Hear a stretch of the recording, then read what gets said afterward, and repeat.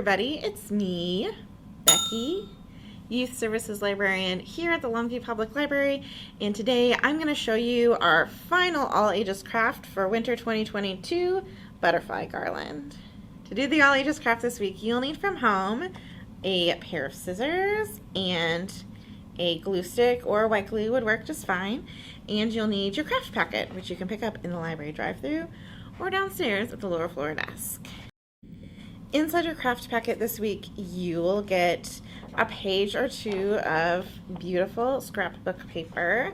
You'll get a little butterfly template and a roll of yarn. One thing I forgot to mention before is that you'll also need a pen or a pencil to do this craft. So the first thing you'll need to do is take your butterfly template and cut the butterfly out. You'll be using this piece, which will look like this after being cut out, to trace the same butterfly shape over and over again on your piece of scrapbook paper. What I like to do is actually trace it on the back side of the paper, so I'm not making any markings on the nice pretty side, and when I cut it out you won't be able to see them. And I'm just going to lay my butterfly down and take my pencil and trace it. Try to get them like as close as you can as possible so you can get as many butterflies out of your paper as you can. One thing I did is folded my paper, like I did a couple of rows and then I folded it and then cut the butterflies out so I didn't have to trace so many times and cut so many times. I was cutting two at a time. And I'll show you what the next step is after that. Okay, so once you've cut out your butterflies, and I have a little stack of them right here, you're going to take out your yarn and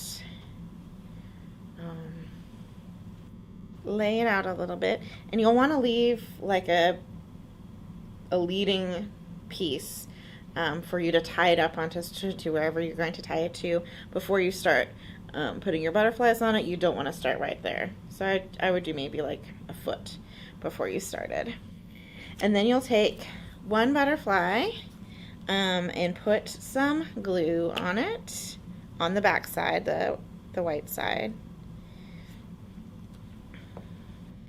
and then put it behind your string so the string is through the middle of the butterfly, and then another butterfly just goes right on top, and then you can smooth it out.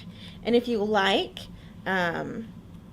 you can fold them so it has like a little flying look, or you can leave them just straight, just depending on how you like it. And then you just keep going down your yarn, attaching more butterflies. And I do maybe like 3 inches between the different butterflies, but you can space them out however you like how it looks. You can do them closer or further away. And then maybe if you're folding them, if this one's folded this way, go fold the other one the other way. And then as you go on, you'll have this chain of beautiful butterflies. I'll show you my final product. So here I have a butterfly garland that I have finished.